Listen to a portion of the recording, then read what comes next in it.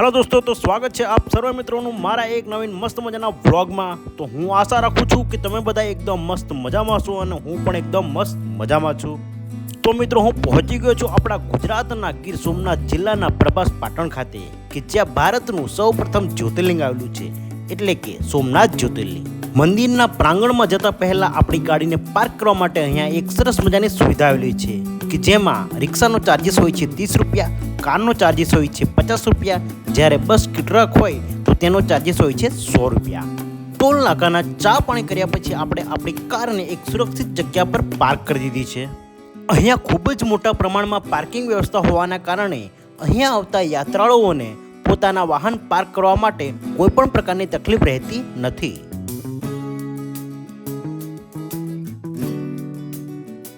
તો ચાલો મિત્રો આપણે જાણીએ સોમનાથ મંદિરનો એક સરસ મજાનો ઇતિહાસ। સોમનાથ મંદિર એ ગુજરાત રાજ્યમાં સૌરાષ્ટ્રના અરબ સાગરના કાંઠે આવેલું એક ભવ્ય મંદિર છે। ભગવાન શિવના 12 પવિત્ર જ્યોતિર્લિંગમાંનું પ્રથમ જ્યોતિર્લિંગ અહીં સોમનાથમાં આવેલું છે। મિત્રો, સોમનાથનો ઉલ્લેખ ઋગ્વેદમાં પણ થયો છે। મંદિરની ખ્યાતિથી લલચાઈને લૂંટ કરવાને ઈરાદે આવેલા અનેક વિનાશકારી આક્રમણો સામે સોમનાથનું આ મંદિર આજે પણ અડીખમ રહ્યું છે। મંદિરનો જ્યારે વિનાશ કરવાનો પ્રયત્ન થયો છે ત્યારે તેને ફરીથી બાંધવામાં આવ્યું છે। આ મંદિરના બાંધકામની વાત કરીએ તો ચંદ્ર ભગવાને સોનાનું, રાવણે ચાંદીનું અને શ્રી કૃષ્ણ ભગવાને ચંદનના લાકડાનું મંદિર બંધાવ્યું હતું। હવે એક દંતકથા અનુસાર એવું કહેવાય છે કે ચંદ્રદેવને 27 પત્નીઓ હતી, જેને આપણે આજે 27 નક્ષત્રોના નામથી ઓળખીએ છીએ। તે બધી જ દક્ષ પ્રજાપતિની પુત્રીઓ હતી। તેમાંથી રોહિણી નામની પત્ની સાથે ચંદ્ર સદાય પ્રેમમગ્ન રહેતા અને બાકીની 26 પત્નીઓ કે જે સગી બહેનો હતી તે પતિ વિયોગે ઉદાસ રહેવા લાગી। એક દિવસ પિતા દક્ષ દીકરીઓનું દુઃખ જાણીને દુભાયા અને જમાઈ ચંદ્રને આજ્ઞા કરી કે દરેક પત્ની સાથે સરખો પ્રેમભાવ રાખો, પણ ચંદ્રે વડીલની આજ્ઞા અવગણી। આથી દક્ષરાજે ક્રોધે ભરીને તેમને ચંદ્ર તારો ક્ષય થાય એવો શ્રાપ આપ્યો। આથી પ્રજાપિતા બ્રહ્માની સલાહથી સૌથી પ્રિય પત્ની રોહિણી સાથે ચંદ્રએ આ સ્થળે પ્રભા પાછી મેળવવાની આશા સાથે પ્રભુ શિવનું ધ્યાન કર્યું ને તપસ્યા કરી। તેણે આ ક્ષેત્રમાં શિવજીની મહામૃત્યુંજય મંત્રથી પૂજા કરી હતી।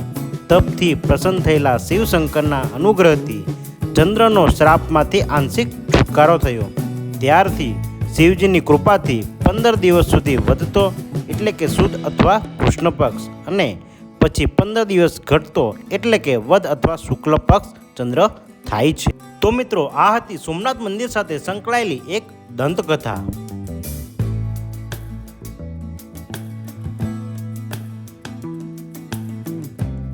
મિત્રો, આ મંદિરમાં મોબાઈલ કે અન્ય કોઈ ઇલેક્ટ્રોનિક વસ્તુ લઈ જવાની સખ્ત મનાઈ છે અને આવી કોઈ પણ વસ્તુ આપણી સાથે આવી ગઈ હોય તો ટેન્શન લેવાની જરૂર નથી, કેમ કે મંદિરમાં પ્રવેશતા પહેલા આવી કોઈ પણ વસ્તુને સુરક્ષિત રાખવા માટે એક સરસ મજાની વ્યવસ્થા કરવામાં આવી છે, એ પણ નિઃશુલ્ક, કોઈ પણ ચાર્જિસ વગર। અને મિત્રો, મારો અનુભવ કહે છે કે જ્યારે પણ આપણે ભગવાનના દર્શન કરવાના થાય છે તો આપણે તેમના દર્શન મોબાઈલ વગર જ કરવા, કેમ કે જ્યારે આપણી પાસે મોબાઈલ હોય ત્યારે આપણે ખાલી ફોટા અને વિડીયો જોતા રહીએ છીએ, ભગવાનના દર્શન પણ શાંતિથી કરતા નથી।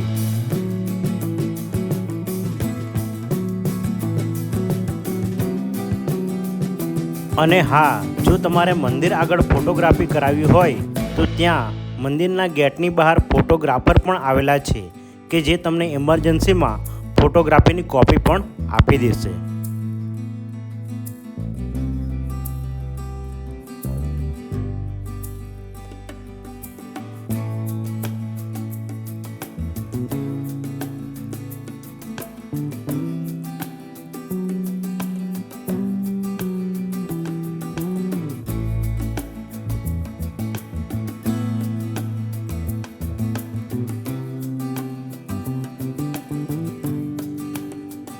મિત્રો, આ છે વીર હમીરજી ગોહિલ કે જ્યારે સોમનાથ મંદિર પર વિધર્મી આક્રમણકારો દ્વારા આક્રમણ કરવામાં આવ્યું ત્યારે સોમનાથથી દૂર લાઠી રજોડાના સૌથી નાના રાજકુમાર હમીરજી ગોહિલ પોતાના સાથીઓ સાથે હજારો સૈન્યોનો સામનો કરવા માટે માર્ગમાં મળેલ વીર વેગડાજી ભીલ સાથે મળી પોતાના પ્રાણની પણ ચિંતા કર્યા વગર સોમનાથની રક્ષા કાજે પહોંચ્યા હતા અને પોતાના જીવની આહુતિ આપીને પણ સોમનાથ મહાદેવની રક્ષા કરવાનો તેમનો અડગ નિશ્ચય તેમની વીરતા અને શિવ ભક્તિનું સાક્ષાત પ્રમાણ હતું.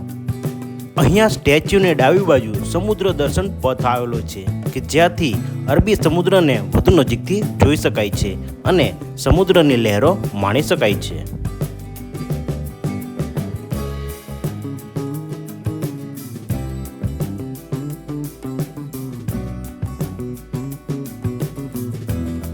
અરબી સાગરનો નજારો માણતા પહેલા અહીંયા એક ટોલ નાકું આવે છે જ્યાં પર પર્સનનો ચાર્જ 5 રૂપિયા છે, જ્યારે 10 વર્ષથી નીચેના બાળકો માટે કોઈ પણ પ્રકારનો ચાર્જિસ લેવામાં આવતો નથી.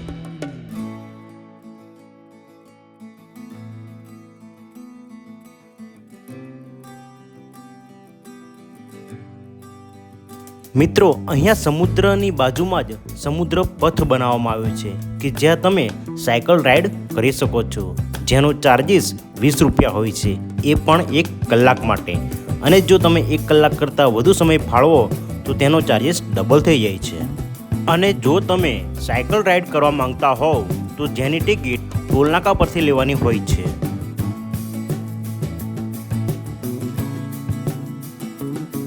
અહીંયા નાની મોટી દુકાનો પણ આવેલી છે કે જ્યાંથી તમે મનગમતી વસ્તુઓ પણ પસંદ કરી શકો છો.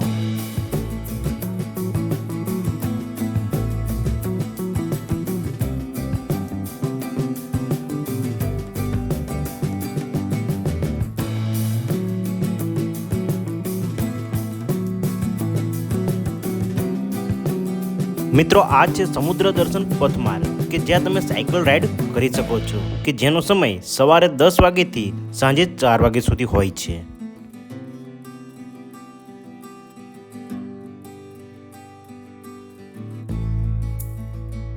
ચાલો મિત્રો, તો આપણે થોડા ઇતિહાસની વાત કરી લઈએ. તો મધ્યકાલીન યુગમાં સોમનાથનું પહેલું મંદિર અંદાજિત 2000 વર્ષ પહેલા અસ્તિત્વમાં આવ્યું હોવાનું કહેવાય છે. ઈસવીસન 649ની સાલમાં વલ્લભી શાસક રાજા મૈત્રકે પહેલા મંદિરનો જીર્ણોદ્ધાર કરી તેના સ્થાને બીજું મંદિર બનાવ્યું હતું, જેનો સમયગાળો 487 થી 767 સુધીનો ગણાય છે. પરમારોના એક શિલાલેખ મુજબ માળવાના ભોજ પરમારે અહીં મંદિર બનાવ્યું હતું. આ મંદિર 13 માળ ઊંચું હતું અને મંદિરના દ્વાર હીરા જડિત હતા.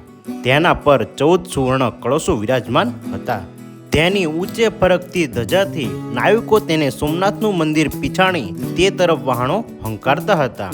ઈસવીસન 755માં વલ્લભી સામ્રાજ્યના પતન સાથે અરબ આક્રમણોએ સોમનાથનું પતન કર્યું.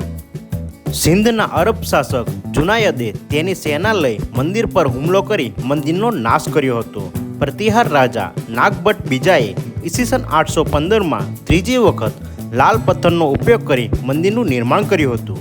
ઈસવીસન 1026માં ભીમદેવ પ્રથમના શાસન દરમિયાન ગઝનીના તુર્કીક મુસ્લિમ શાસક મહમૂદે સોમનાથ મંદિર પર હુમલો કર્યો અને લૂંટી લીધું, જેમાં જ્યોતિર્લિંગને પણ તોડી નાખ્યું હતું. તેણે 20 મિલિયન દિનારની લૂંટ ચલાવી હતી. ઈસવીસન 1169માં એક શિલાલેખ મુજબ કુમારપાળે સોમનાથ મંદિરને ઉત્તમ પથ્થર અને તેને ઝવેરાતથી જડેલમાં પુનઃનિર્માણ કરાવ્યું. તેને ક્ષીણ થઈ રહેલા લાકડાના મંદિરનું સ્થાન લીધું હતું. ઈસવીસન 1299ના ગુજરાત પરના આક્રમણ દરમિયાન ઉલુગ ખાનની આગેવાની હેઠળ અલાઉદ્દીન ખલજીની સેનાએ વાઘેલા વંશના રાજા કર્ણને હરાવ્યો અને સોમનાથ મંદિરને તોડી પાડ્યું. ઈસવીસન 1308માં સૌરાષ્ટ્રના ચુડાસમાના રાજા મહિપાલ I દ્વારા મંદિરનું પુનઃનિર્માણ કરવામાં આવ્યું અને ઈસવીસન 1331 અને 1351ની વચ્ચે તેમના પુત્ર ખેંગાર દ્વારા લિંગની સ્થાપના કરવામાં આવી હતી. તેમજ ઈસવીસન 1395માં દિલ્હી સલ્તનત હેઠળ ગુજરાતના છેલ્લા ગવર્નર અને બાદમાં ગુજરાત સલ્તનતના સ્થાપક જફરખાન દ્વારા મંદિરનો ત્રીજી વખત નાશ કરવામાં આવ્યો હતો. હાલના સોમનાથના મંદિરની વાત કરીએ તો ભારતના લોખંડી પુરુષ અને નાયબ વડાપ્રધાન વલ્લભભાઈ પટેલ 12 નવેમ્બર 1947ના રોજ જૂનાગઢ આવ્યા હતા અને તે સમયે તેમણે સોમનાથ મંદિરના પુનઃનિર્માણનો આદેશ આપ્યો.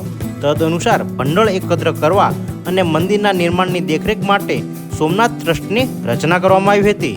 અંતે 11 મે 1951ના રોજ ભારતના રાષ્ટ્રપતિ ડૉક્ટર રાજેન્દ્ર પ્રસાદે મંદિરની સ્થાપના વિધિ કરી હતી.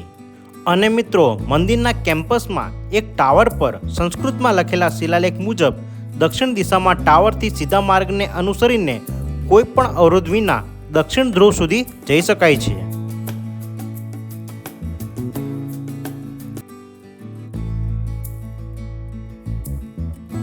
તો દોસ્તો, આ વિડીયોમાં આટલું જ. ફરીથી મળીએ છીએ એક નવીન ઇન્ફોર્મેટિવ વિડીયો સાથે. તો ત્યાં સુધી વિડીયોને લાઇક કરજો, વિડીયોમાં કોમેન્ટ કરજો અને વિડીયોને વધુમાં વધુ તમારા મિત્રગણ સાથે શેર કરજો.